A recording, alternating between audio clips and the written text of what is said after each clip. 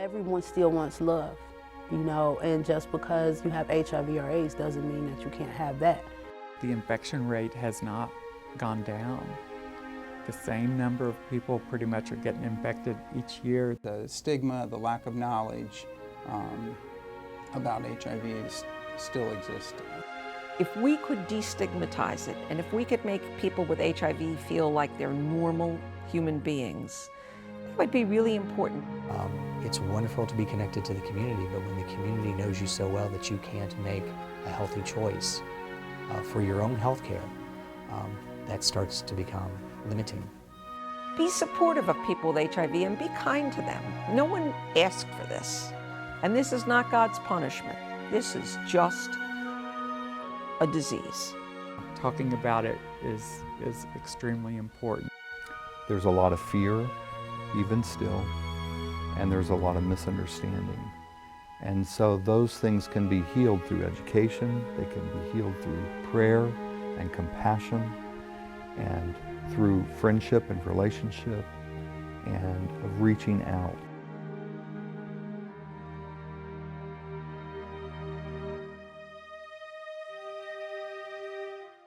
My name is Jean Settles, and I'm 31 years old, and I have 2 children, 17 and 7. Well, I'm Henry Stanley. I was born October 5th, 1966. I'm 46 years old, just turned 46. I graduated from Taft High School in 1986. I played sports like football, baseball, volleyball, basketball. I'm kind of like an athletic guy. My name is John. I am 55 years old. I'm from Kentucky. I tested positive in 1985. I was living in Morehead, Kentucky at the time, and where I grew up, and started hearing about HIV and AIDS in the early 80s, and then 1985 was the first year that they actually had a test that you could go get tested for HIV, and so I went to my doctor there, and they weren't performing the test actually in the doctor's offices, so he referred me to the health department in Lexington. So I drove about an hour to Lexington and had the blood drawn.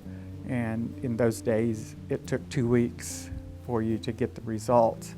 So, which was a long 2 weeks waiting for that information. But I remember I was sitting at my desk at work, and my doctor's office called and told me over the telephone that you're HIV positive, and which was a really horrible way to inform somebody. When I first heard that I was like HIV positive, it was in 1996. It was kind of like a funny story because I tried to get some money to better myself and everything. And I heard about this program where they test out drug pills, and they pay you for it. And they took blood and saliva and stuff like that.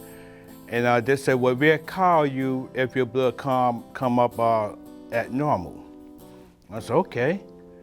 Then when I got home, they called me. They said, well, your blood came back at normal, so we need to actually come back up here. I said, okay. So I went back up there, and they told me that was HIV positive. And I was saying no, how can I get rid of it? And then they said, well, you have to make an appointment to go to the doctor. So I went to the health department, and they tested me again. They said well, yeah, you HIV positive. I was wow. And I was kind of how I'm gonna deal with this? 2006, I was diagnosed with HIV. Before the diagnosis, I was heavy in drug use, kind of sort of not wild, but wild. A lot of things was going on in my life. So by the time I got the diagnosis, I actually had already started treatment, you know, getting myself back together. To me, I'm 25 years old. I'm about to die. That's all was in my head at the time. You're about to die. And you know, I'm a God believer. I'm God-fearing, all that. So I'm literally listening to the devil tell me I'm about to die. Like, you're gonna die any day now. You might as well go get high and drink, because that's all you got left to do. I mean, and I'm sitting there fighting that feeling. And so I asked them, I didn't know what to do at that point, so I asked the nurse that I was speaking with, should I come back to see you? Should I come back in? And they basically said, well, yeah, you don't need to come back to our office at all. Then I had to go back to the health department in Lexington, and for, I guess, post-test counseling at that point. But anyway, I went down to the health department in Lexington and was in a room, and several doctors came in and pretty much stood across the room from me. And at that point, I was told that I was the most advanced case that they had in Lexington at that time, and was given about 6 months to live. It was what I was told that day. So with that information, I traveled back home, and actually didn't tell anyone about the diagnosis. They said, like, you want to call anybody and tell them? I said, well, the first, I want to call my mom, because anytime I get in trouble, I call my mom. And I said, well, Mom, you got to sit down for this one. She said, like, what's going on? I said, well, I found out I was HIV positive. And she kind of like been silent for a minute. Like, Ma, you there? She said, I'm here. And she said, like, well, do you want to tell the rest of the family what's going on? I said, well, you can tell them. You got my mission to tell them. And she told them and stuff. Where I was living was transitional, but the people where I lived were really nasty and rude. She touched this, she drank from that. It was really uncomfortable, so I ended up moving to Kiriko. I did eventually tell my best friend that I was HIV positive, and kept going through the things that I did every day, but thinking that I was going to die in 6 months. So obviously 6 months went by and nothing happened. So I think at that point I just started not being in denial, but not thinking about it all the time. Went into like a deep depression, because I was like, wow, like, who did I get this from? You know, and it was just kind of like, wow. I was like kind of like in my own world, and like, wow. And it was just like, I was like, no support, no nothing. I'll never forget, I called my my 3 sisters together and told them that, that I had some, actually what I said is I've got some good news and I've got some bad news. And I said the good news is I'm gay. So they absorbed that for a moment, and then it started hitting them, well, that's the good news, huh? So proceeded to tell them that I had tested HIV positive. And it was just overwhelming for them. They really, they didn't know what to say or what to do at that point.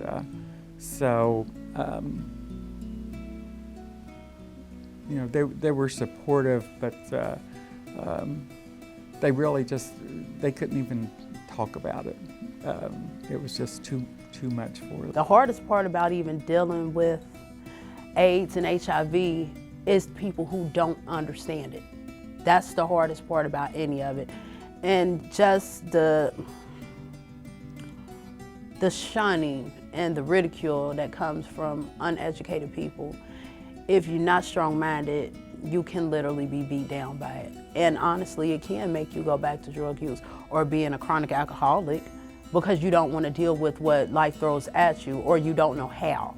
As a pastor of a local church, I feel that my role in HIV/AIDS is very important because often we have found, at least from the time that we first heard of AIDS, back in the early 80s, I've been in some kind of ministry with HIV/AIDS organizations since 1984, when I was living in California at that time. And I remember, the early days of there was no place to go for a funeral if someone died because churches were closing their doors to people who had loved ones who had passed away from AIDS. And so there was not a lot of openness. I remember in a 2-week period in those early days when I was pastoring a church in Pasadena where I had 7 funerals in 2 weeks, all of which were persons who had passed away of AIDS. And as a pastor, having that experience in those early days all the way through to today, there is still stigma.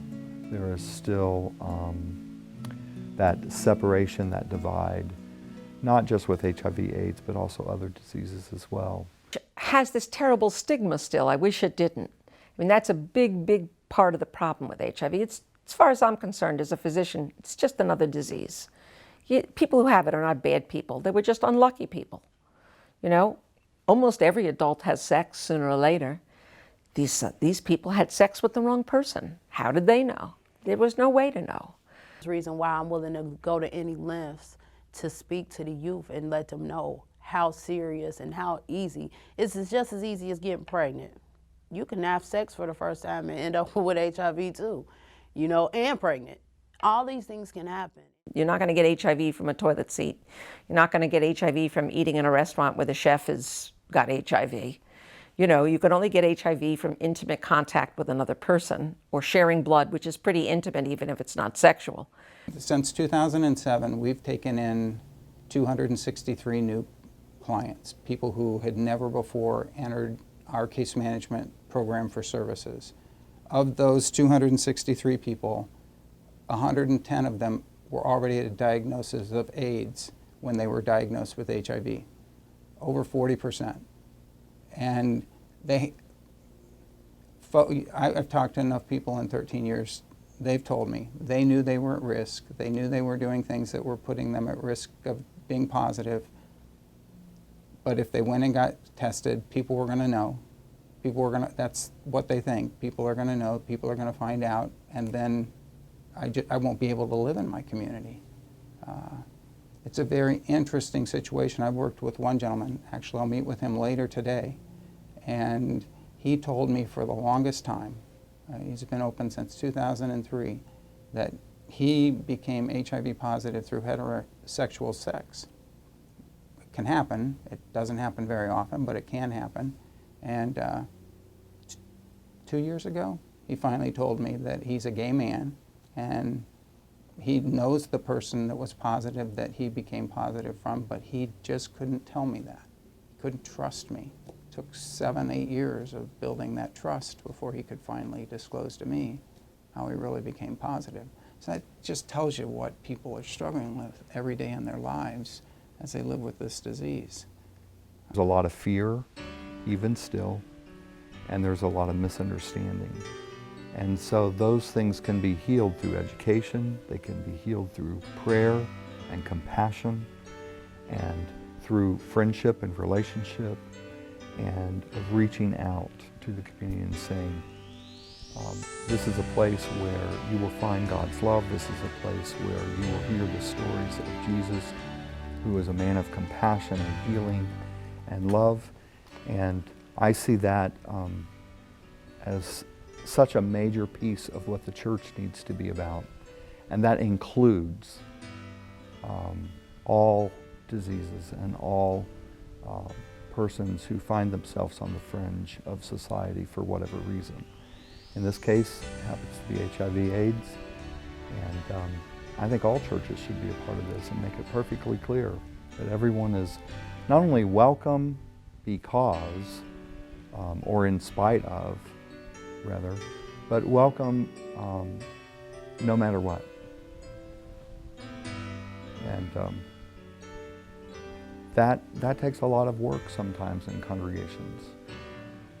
A lot of breaking down barriers, breaking down stigmas, breaking down assumptions about people who are HIV positive. Often people have this image of the people in America anyway who are HIV positive are all gay people, or they're all drug users, or they're all prostitutes. Well, my question would be, does it really matter? Even if that was the case, that all of the people who are HIV positive, if they were all gay, or all prostitutes, or all drug users, does it really matter?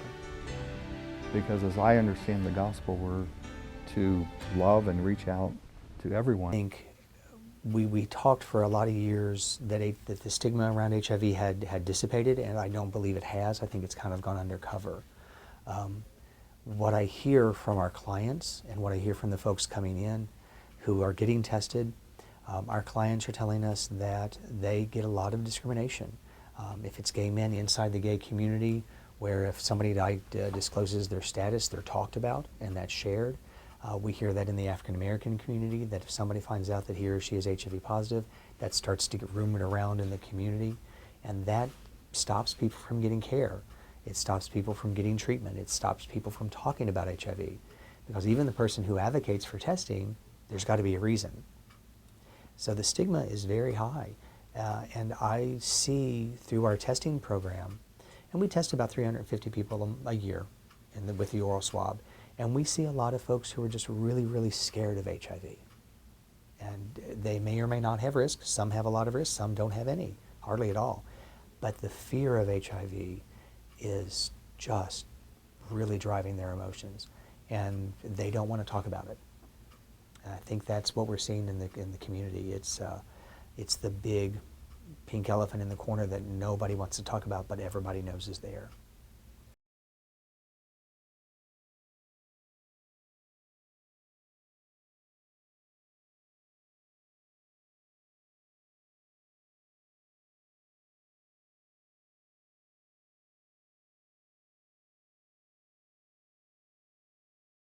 When I first learned about HIV, it wasn't even called HIV. It was called GRID, gay-related infectious disease, because all the initial patients were gay men. By the end of my first year of fellowship, I had been taking care of the first woman in Los Angeles with AIDS. So, you know, we knew right away, and nothing that's sexually transmitted is gonna, it just doesn't seem logical that only men could get something. So we had a disease where people would come into the hospital and die. They were younger than me. And it was horrible. It was unbelievably, you know, we spent years going to funerals and mourning people and watching people suffer. And I can't even tell you, you can't begin to imagine how awful it was. So HIV is a virus. It's called the human immunodeficiency virus, which is how it gets its HIV initials. And it causes infection that is chronic, which means it never goes away. And in the early stages, we say that people have HIV infection, or HIV disease is another way of putting it. And when the infection is very advanced, and typically it takes 8 to 10 years untreated to get to this point, but when it's very advanced and there's been a substantial amount of damage to the person's immune system, then HIV infection becomes AIDS. So AIDS is not a different disease. It's just the very last stages of HIV infection or HIV disease. And it takes a long time to get there if you don't get diagnosed and don't get treated. So typically what tips you over into the category that's called AIDS is you develop an infection that wouldn't bother somebody with a healthy immune system, but it's just because your immune system is damaged that these germs take advantage of you, and in fact they're called opportunistic infections because they take advantage of you. Alternatively, in 1993, the Public Health Service decided that even if you didn't have one of these AIDS indicator diseases that people get with very advanced HIV, if your T cells were less than 200, that's also a marker of pretty advanced infection. T cells, that's sort of slang, they're really called CD4 cells, but they're a very crucial cell in your immune system. They're kind of like the director of the symphony. So they play a role in protecting you from all kinds of different infections. And they sort of organize, help the immune system get organized. So they direct it in that sense. And conductor, I guess, is the right word, a conductor of a symphony, because the immune system is extremely complex. So then the immune system can't sort of marshal its forces when people come into contact with these germs that otherwise wouldn't cause illness. And usually this starts to happen when people have less than 200 T cells. So that's why the government accepted an alternative definition of advanced disease or AIDS as having less than 200 T cells. I moved to Cincinnati in 1991 and met someone that would become my partner. I started, I made a circle of friends here in Cincinnati, and I still had friends that I was in touch with from college, and they all started dying, and my best friends from college both died, and here in the community in Cincinnati, people really started dying just all around me, and it was scary. It seemed like at times that you would go to a funeral every week, somebody would die. And it went on like that for a while. And then when AZT came out, my doctor started me on AZT, and back then it was the only drug available, and they were given mega doses of it. So the side effects were just horrendous. And I took that for a short time and made the decision that no, I'm not taking this medication.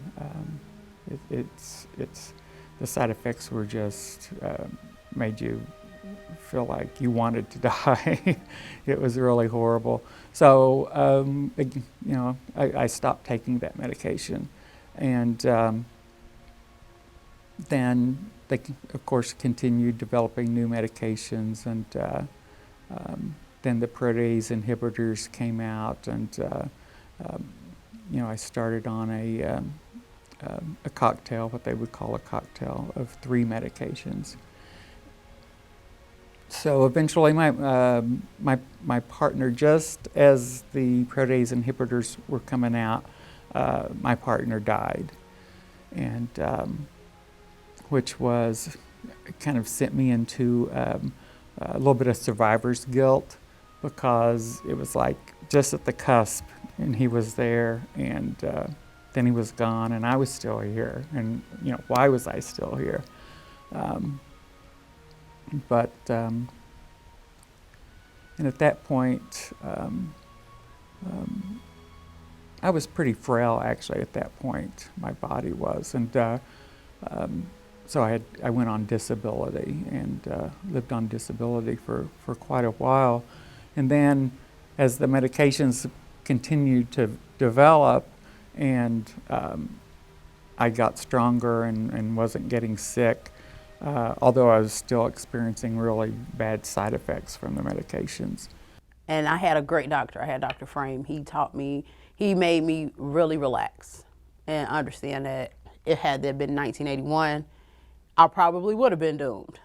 Considering it was 2006, a lot of things had changed. I actually didn't even need medication at the time because my numbers were really good. So I ended up going to school and, just getting my life together, basically, with it, because I had no fear. I knew I was going to be okay. I was still healthy feeling, I was fine. And I ended up in a bad relationship within that time period.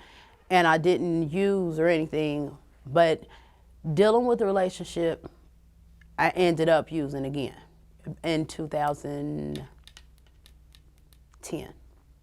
And very abusive, physically, mentally. It wasn't bad, but it was just the fact that I was using. And knowing that I literally was just still killing myself, you know, and I didn't deserve that. So I got out of that relationship. It's been an ordeal still. I ended up in the newspaper for solicitation with HIV. And the thing about it was I wasn't soliciting, I beat the case, but it still stood. By now I'm in the paper, it's people trying to kill me. And it's really hard dealing with publicly being put out there, especially in an ugly way. You know, the hardest part about even dealing with AIDS and HIV is people who don't understand it. That's the hardest part about any of it. And just the shunning and the ridicule that comes from uneducated people. If you're not strong-minded, you can literally be beat down by it. And honestly, it can make you go back to drug use or being a chronic alcoholic because you don't want to deal with what life throws at you or you don't know how. It was hard.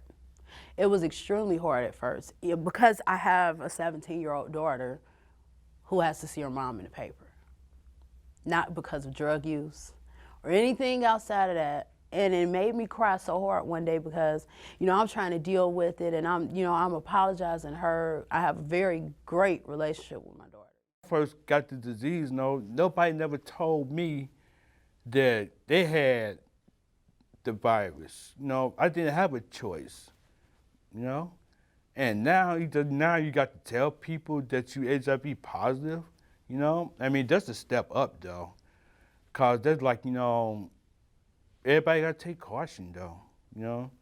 And it's just sad when people just, like, think of violence just to do to somebody because they got this virus, you know? So when we diagnose somebody, when we first find out that they have a positive HIV test, the two important tests that we get is one that tells us how much virus there is in someone's blood, and that's called the viral load. And the other thing is we count how many of these special T cells they have. And they tell us different things. There are two different pieces of information and together they add up into something that really helps you understand where a patient is at, how urgent it is to start therapy, things like that. And then we use the same tests, not only to figure out where you are when you first get diagnosed, in other words, to stage your disease would be the medical term for that, but we also use that to see how you respond to therapy. So once somebody is on medicines for HIV, we check their T cells, which should improve because their immune system's getting healthier, and we check their viral load, which should decrease because the medicines stop the virus from growing. They don't cure it. They don't take the HIV out of your body. Magic Johnson is not cured. His viral load is undetectable. And when patients are the most successful with their drugs, they too have viral loads that are undetectable, meaning that the test can't find any virus below a certain number. And over years, that number's gotten smaller and smaller and smaller as the test gets more precise. So when we started, undetectable was like less than 5,000 or something like that. Now it's less than 20.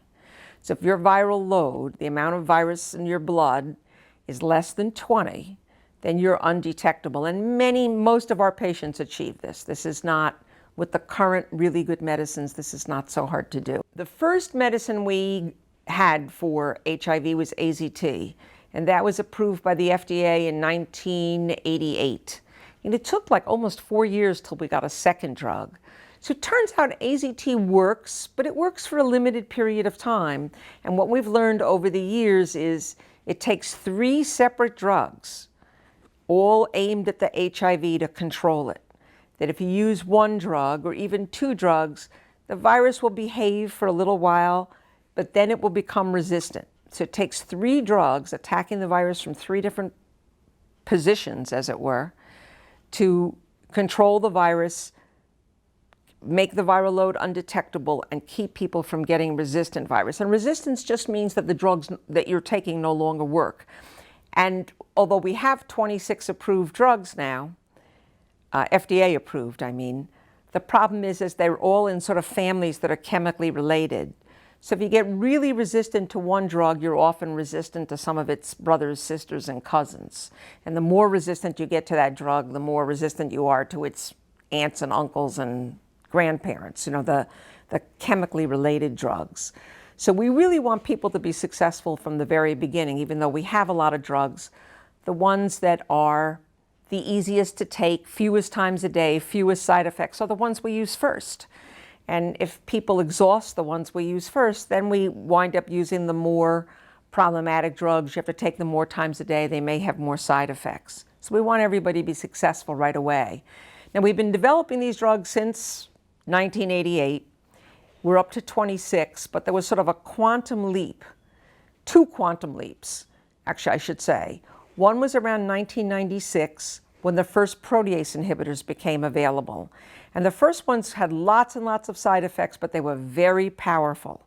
And they really stopped the virus dead in the tracks. And that was the exciting time around 1996 where we thought we could really fix this for everybody. It turned out, because these medicines were so hard to take, it was really difficult for people, and it didn't turn out that well. But what we discovered in the early 2000s was that if we use a small dose of one of the early drugs that was really difficult to take, called ritonavir, and it stopped people's bodies from breaking up the other medicines. I mean, all medicines, everything you eat, everything you imbibe has to be broken down by your body. So drugs are broken down too. They're broken down in the liver, or broken down in the gut, or broken down in the kidney, and then they're eliminated one way or another in the urine or in the stool, but they don't live in your body forever. And this third era came in when we could use a small amount of this difficult to tolerate drug, but a very small dose, like 100 milligrams a day, together with some of the newer protease inhibitors, and it made them vastly more powerful. Because instead of having a level that was like here in the blood, the patient would have a level like here. So the higher the level of the drug in the blood, the harder it is for the virus to start moving again. Remember, it's always there. It hasn't gone anywhere. It's sort of hiding. So that made an enormous difference. So what we can accomplish today in 2012 is really seems almost light years different from what we could have accomplished 10 years ago in 2002. And likewise, 2002 is like a world away from the early 90s. So we've continued to make really significant progress. I've been on medications ever since then. It was interesting, my response, I didn't respond to the medications like most people did. So anytime your T cells are below 200, you're considered to have AIDS at that point. And my T cells stayed under 200 for almost 20 years. And I think my lowest T cell count was around 30, something like that. But I take the medications like I'm supposed to. I take them every day. I seldom miss a dose. And so even though my T cells didn't go up, my viral load became undetectable. And so I lived like that for, like I said, 20 years. And then one of the new medications came out called Icentris, and I started taking that medication. And just a couple of months ago, my T cells finally went over 200. And my most recent tests, they're up to, I believe, 340, somewhere around 340. So that was really good to get that information. And living a righteous life whatever you desire, you'll still have. You know, because that was my biggest thing. I'll never find love. I'll never be loved. It'll never be real. All those thoughts, you know, overwhelmed me.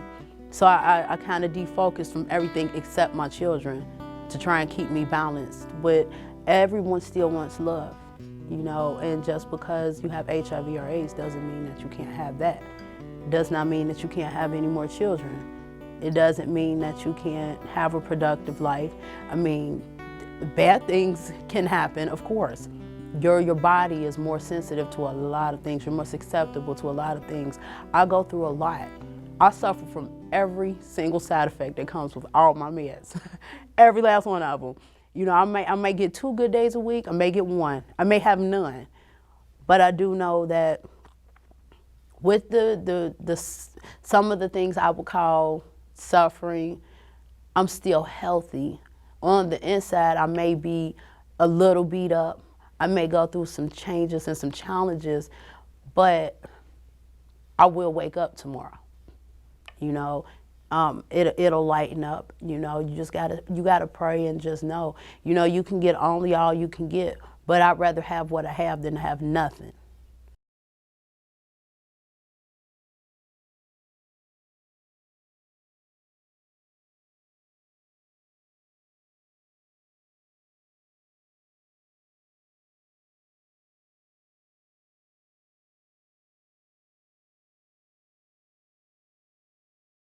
Not wanting to know is the most unsafest decision to make, because getting tested saves your life.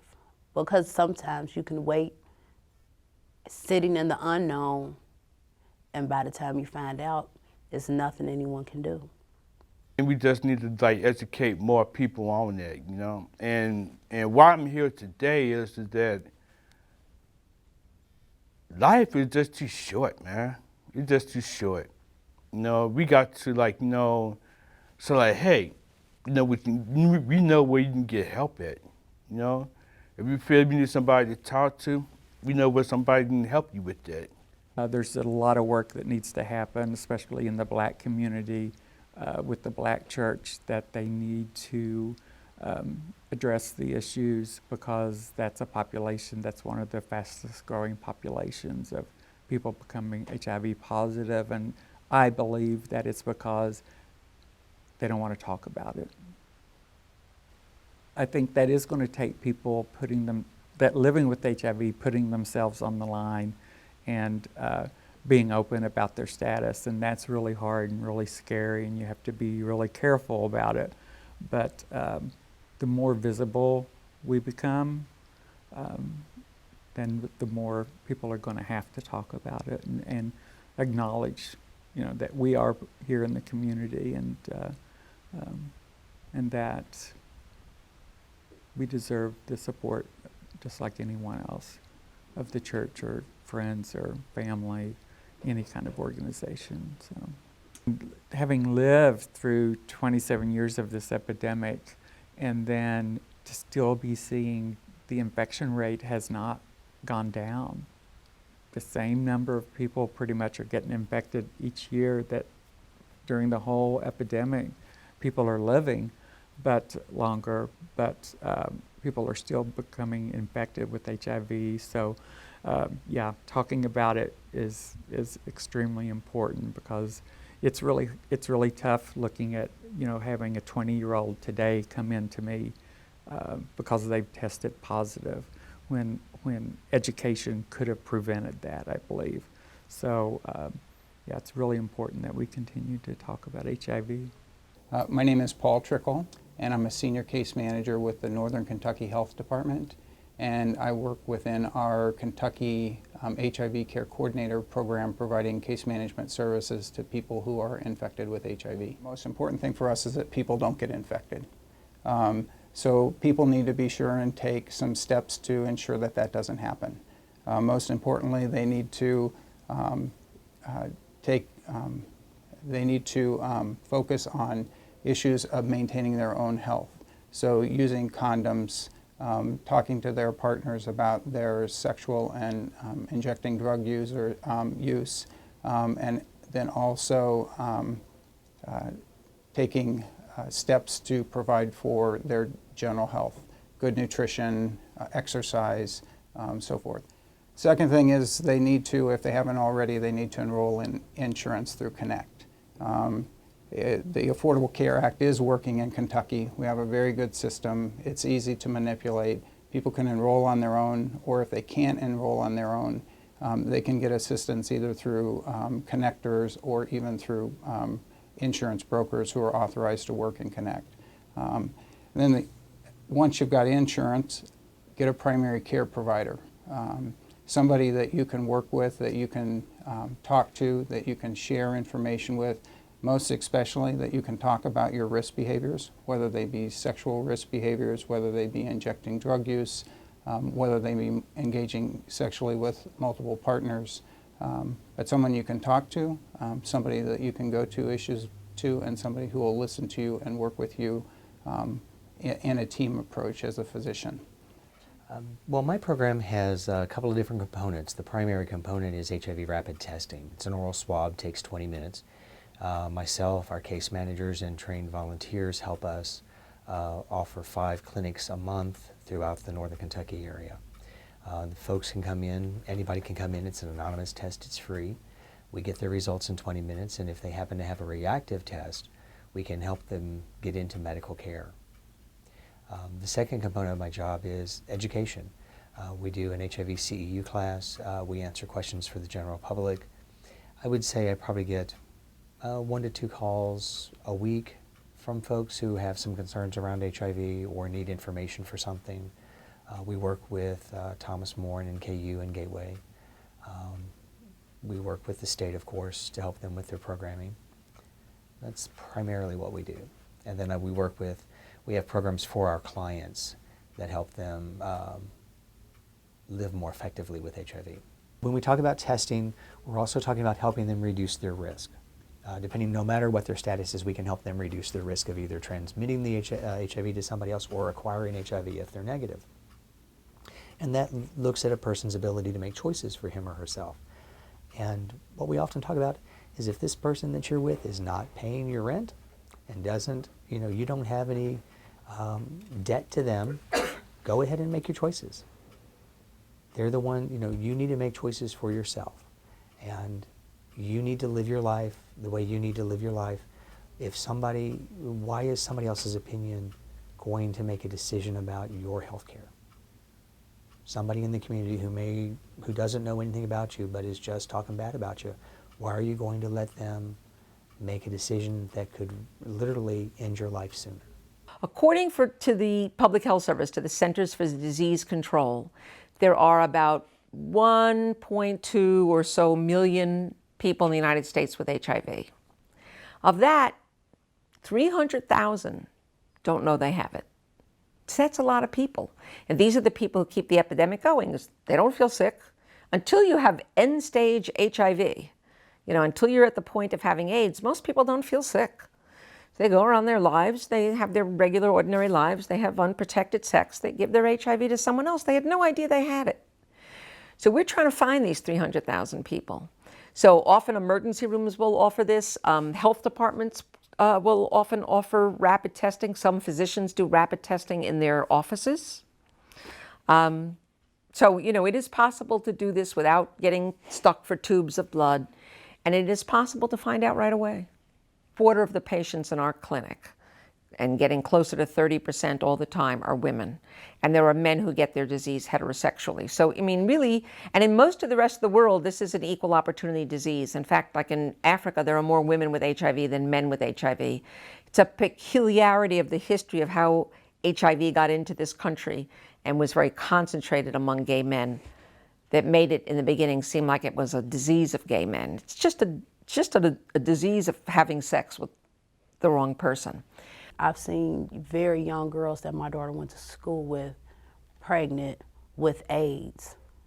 16 years old, 17 years old. And it's scary. It's so much going on in the world right now that I feel if more people took time out to see how serious it is, it can be prevented. You need the treatment, you need the hospital attention, you need that. It's just like the nutrition you need for your unborn child.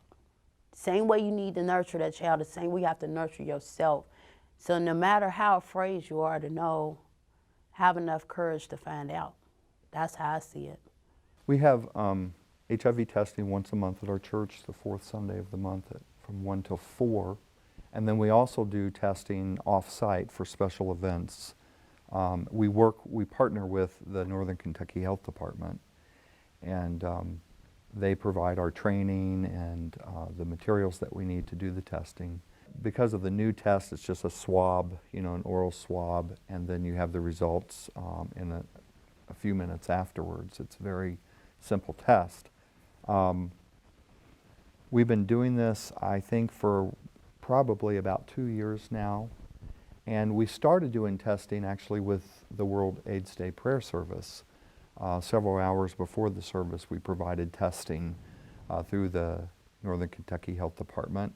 And so people would come throughout the day for testing, and then up until service time in the evening. And then that branched out into a monthly testing site. And we do probably more tests off-site than we do at the church through special events. And there's all kinds of events that happen across Northern Kentucky, and festivals and drama productions, bars, school events at different places where we provide testing. And it's a wonderful opportunity to encourage people to take care of their bodies, to encourage people to know the information they need to know about HIV/AIDS. And it's a great opportunity for the folks in our church who do the testing, who have been trained to do this, to interact with people that they may never meet otherwise, and to be able to say, hey, we're just a bunch of church people trying to help people to be healthy and to do positive things for their life. And this is one really major positive thing that we can encourage people to do to take care of themselves. I tell my patients is don't share anything that could have blood on it.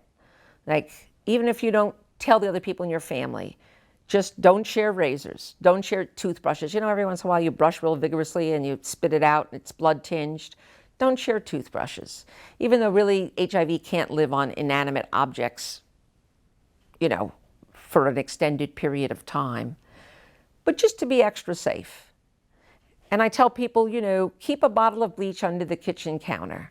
Most people, accidents happen in the home, in the kitchen. You slip, you're cutting something and the knife slips. You wash the cut with soap and water and you clean up the knife or the counter or the whatever with bleach. And even if you don't want people in your household to know you have HIV, nobody thinks it's weird to have bleach under the kitchen sink. So, it's a perfectly normal thing. People that are very handy, that have workshops that might injure themselves, rebuilding an engine or sawing wood or something, then I say keep bleach in your workshop. And again, it's a household chemical. I don't think anybody would think anything of it. But that's the extent you have to have direct contact with someone else's blood. And the contact on your skin has to be open. It has to be like their blood can have contact with your blood. It's like not so easy to do that, really. So people don't really get HIV that way. In the beginning of the epidemic when it was horrible, they stoned the kids who were born with HIV or the kids who had HIV because they had hemophilia, and they were given transfusions that had HIV, and like Ryan White, they burned down his house in Indiana, and they had to run away to Florida. The kids where they wouldn't let them in. That's ridiculous. Because there's nothing that kids do that, is likely to give another kid HIV. So it's silly to segregate people. Not easy to give it. It's not easy to get it. It's only easy to give it if you're untreated or you're not taking your medicine and your viral load is high.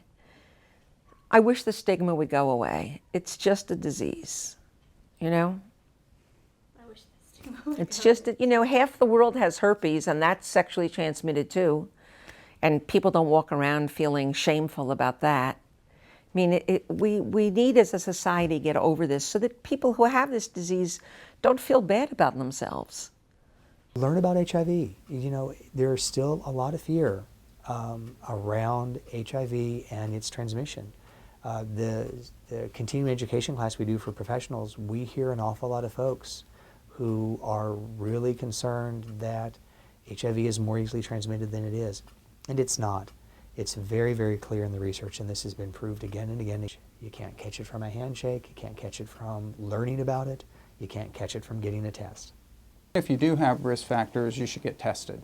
And when you get tested, the person who will test you, they'll talk to you about what they think is the frequency at which you should get tested based on your risk factors. They'll also work with you to develop a prevention plan to hopefully reduce the risk of you becoming exposed. If you do test HIV positive and you live in northern Kentucky, and if you're not sure, even if you don't live in northern Kentucky and you're not sure where to contact, you can certainly contact our office and we'll help you locate the appropriate place. But if you live in northern Kentucky, you have a couple of options for medical care.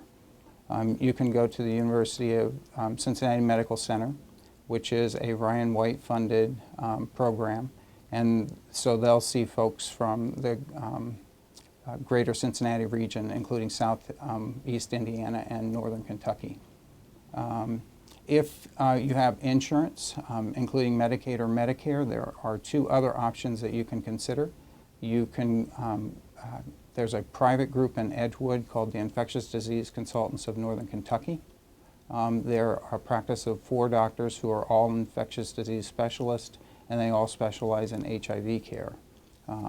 We've had great experiences with both of those groups. The third option for people with insurance, including Medicare, perhaps not always Kentucky Medicaid, is there are some other infectious disease physicians that are affiliated with other hospitals in Cincinnati, and they might be able to link with care through one of those other hospitals. My name is Midge Hines, and I'm the Director of Client Services for Caracol Incorporated. Caracol is an AIDS service organization located in Cincinnati, Ohio, in the North Side area. And it provides case management and housing services for persons and their families living with HIV and AIDS. We serve the southwestern counties of Adams, Brown, Butler, Claremont, Clinton, Hamilton, Highland, and Warren counties. Our services include, as I mentioned before, housing services include transitional housing as well as permanent housing. And in those programs, in the permanent housing programs, we have the ability to serve persons living with HIV and AIDS, their partners, families, children. And in those programs, case management services are provided throughout. And then in our transitional programs, we have 2 facilities located in the Roselawn area, and we serve a total of 22 people, adult men, women, and transgender people living with HIV and AIDS. And those programs are geared more towards stabilizing and getting people moved toward, when it's appropriate and they have the ability, moving toward employment, education, and independent living. And case management services are provided throughout. And then we have a number of clients who are involved with and receive case management services only. And those services include education, counseling, support, referrals to community providers and other support systems, and of course, education around medication adherence. And it's a wonderful feeling to know that it's somewhere that you can go where you're not ashamed, you're not embarrassed, and you can get more education on yourself. And it definitely helps you for yourself all day long. I love it, I do. sometimes people want to know what Caracol means, and it's the Spanish word meaning protective shell or covering. So our history is, over the 27 years that we've been in existence, we have provided a safe haven for people living with HIV and AIDS. So that we're in our 27th year, and we started at a time when there was a lot of misinformation and fear about what the disease was. So, where there's no new infection. 0 infection. And that is our hope, that we can get to that point where enough education, enough networking, enough programs and help out there for people to understand what this is all about and how they can bring this down to no infections this year. And the church needs to be a part of that. So here's how everyone can make a difference with HIV, the HIV epidemic. First of all, if you've ever had sex and you're 13 or older, go get a test. Actually, everyone's physician is supposed to be offering this test now, but I find that very few do. So if you go to see your physician for an annual checkup or because you have a bad cold and they don't offer you an HIV test, ask for one. And actually educate your physician. Be a force for educating the healthcare community. Say, you know, everyone's supposed to have at least one test, you know. So do that, because if you happen to have HIV, the best place you want to be in the world with it is to find it as soon as you can and get treated. The second really important thing is be supportive of people with HIV and be kind to them. No one asked for this. And this is not God's punishment. This is just a disease. And if we could destigmatize it, and if we could make people with HIV feel like they're normal human beings, that would be really important. You know, I said before, there's some people who cannot or will not, for complex reasons, take their medicine. These are often people who are so racked with guilt and shame for whatever they did to get their HIV. They shot up drugs with someone else's needle, or they had sex with someone their family didn't approve of, whatever. That is often the major obstacle to doing well, is people who feel so, they're just destroyed by guilt and shame. So if we could make the world a better place for these people, then they could take their medicines too. And be an advocate. You know, if you hear someone say something negative about HIV and AIDS, or if you hear somebody say something negative about someone's sexuality, don't let other people bully people around. You know, be an advocate. Say, you know, that's not right. Everyone's a person. People have sex the way they're wired to do it. You know, you don't make someone gay. They're born that way. I've been doing this for 30 years. I've had contact with thousands and thousands of gay men, and I am, you know, really convinced of that. You don't create this. This isn't because you had a strong mother or a weak father, or you played with dolls, or whatever craziness people think it is. There's something in you that is just, that's how you're wired. And I think the sooner we accept that, you know, the kinder we'll all be to one another, and the nicer the world this will be to live in a society that accepts that some people are different. Okay, big deal. Some people have red hair, some people have blonde hair. We all would like to have red hair and blonde hair. That's why beauty parlors have a good business. But, you know, most of us have brown hair, and some of us have gray hair. You know, it's just the way the world is. It's okay. It's okay to be different. And I think that would be just the most useful kinds of things that people could do. Be aware, get tested yourself, be supportive, stop people from being unkind about either the disease or what it was that people did to get the disease. You know, drug addiction is no picnic either. And you have to feel sorry for people who are drug addicts, not shame them, you know. And addiction is another kind of disease. So, I mean, I think let's all contribute to making the world a nicer place to live in. There's enough to worry about, right? We don't need to worry about this. Thank you.